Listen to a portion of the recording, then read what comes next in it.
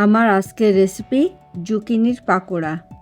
আর এই পাকোড়াটা কিন্তু ডালের পাতে খেতে যেমন ভালো লাগে, তেমনি এটা চা বা কফির সঙ্গে সন্ধেবেলা স্ন্যাক্স হিসেবে খেতেও ভীষণই ভালো লাগে। আজকে আমি কিন্তু এই পাকোড়াটা বেসন ছাড়া আপনাদেরকে বানিয়ে দেখাবো। আর এই পাকোড়াটা বানানোর প্রসেসটা কিন্তু অন্য যে কোনো পাকোড়ার থেকে একটু ভিন্ন, আর সঙ্গে থাকছে কিন্তু বেশ কিছু important tips and tricks. Friends, আমি মৌসুমি, আর আপনারা দেখছেন আমার cooking channel Mousumi's cuisine in USA. আশা করি আমার আজকের রেসিপিটা আপনাদের ভালো লাগবে, সো প্লিজ স্টে টিউন। প্রথমে আমি জুকিনিটাকে কেটে নেব। তার জন্য আমি এই রকম সাইজের একটা জুকিনি নিয়েছি। এখন আমি জুকিনির দুই মাথাটাকে কেটে বাদ দিয়ে দিলাম এবং জুকিনিটাকে যতদূর সম্ভব পাতলা স্লাইস করে কেটে নিচ্ছি। আর এই জুকিনিটা কিন্তু প্রচুর পরিমাণে ভিটামিনে ভরপুর একটা ভেজিটেবল, তাই জুকিনিটা খাওয়াও কিন্তু হেলথের জন্য ভীষণ উপকারী। এখন আমি একে একে এগুলোকে এভাবে দুই ভাগ করে নিচ্ছি, তাতে করে কিন্তু জুকিনিগুলোকে ব্যাটারে ডিপ করে নিতে খুব সুবিধে হবে। দেখুন, এই পর্যায়ে জুকিনিগুলোকে কিন্তু আমার কেটে নেওয়া কমপ্লিট। এবার আমি এখানে সামান্য পরিমাণ নুন দিয়ে জুকিনিগুলোর গায়ে খুব ভালো করে মাখিয়ে নিচ্ছি, যাতে জুকিনিগুলোর ভেতর থেকে জলটা বেরিয়ে আসে এবং জুকিনিগুলোও যেন বেশ সফট হয়। আর তাছাড়া জুকিনির ভেতরেও কিন্তু নুনটা পারফেক্টলি ঢুকবে, তাতে করে কিন্তু পাকোড়াটা খেতে একদমই পানসে লাগবে না। এই পর্যায়ে আমি নুনটা মাখিয়ে এগুলোকে 10 মিনিট মতো এভাবে রেখে দেব পাকোড়ার জন্যে। এবার আমি ব্যাটারটা বানিয়ে নেব।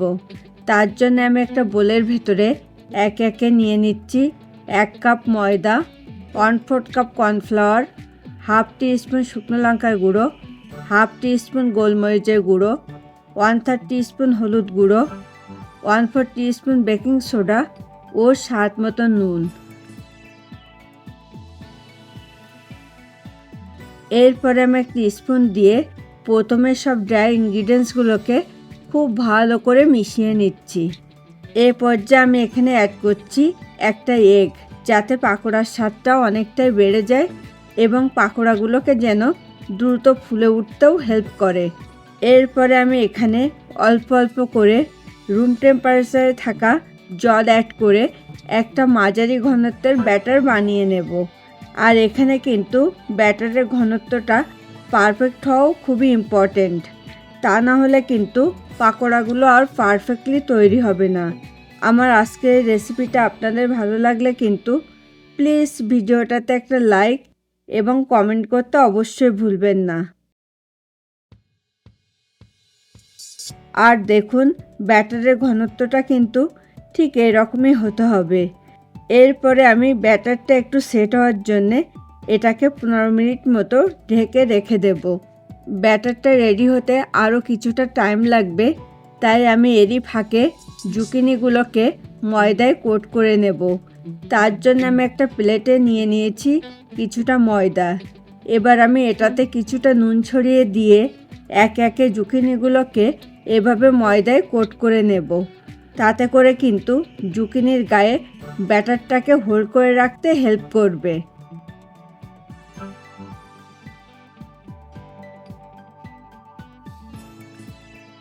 দেখুন, এগুলোকে কিন্তু আমার ময়দায় কোট করে নেওয়া কমপ্লিট। এখন আমি নেক্সট স্টেপে চলে যাব। এবার আমি একে একে ময়দায় কোট করে রাখা সেই জুকিনিগুলোকে এভাবে ব্যাটারে ডিপ করে নিচ্ছি। দেখুন, জুকিনির গায়ে ব্যাটারটা কি সুন্দরভাবে হোল্ড হয়ে আছে। আমি আগে থেকে কিন্তু একটা ফ্রাইং প্যানে পরিমাণ মতো তেল গরম করে রেখেছি। এখন আমি এই গরম তেলে একে একে ব্যাটারে ডিপ করে রাখা জুকিনিগুলোকে ছেড়ে ফ্রাই করে নিচ্ছি। আর এ সময় আমি কিন্তু ওভেনের ফ্লেমটাকে মিডিয়াম টু লোতে রাখবো, তা নাহলে কিন্তু পাকোড়াগুলো পারফেক্টলি ক্রিস্পি হবে না। এবার আমি একটা ঝাঁঝরি দিয়ে এগুলোর উপরে এভাবে তেল উঠিয়ে দিচ্ছি, তাতে করে কিন্তু পাকোড়াগুলোকে দ্রুত ফুলে উঠতে হেল্প করবে। আর এ পর্যায়ে আমি এগুলোকে একটু উল্টিয়ে দিচ্ছি, যাতে সব পাশই পারফেক্টলি ফ্রাই হয়।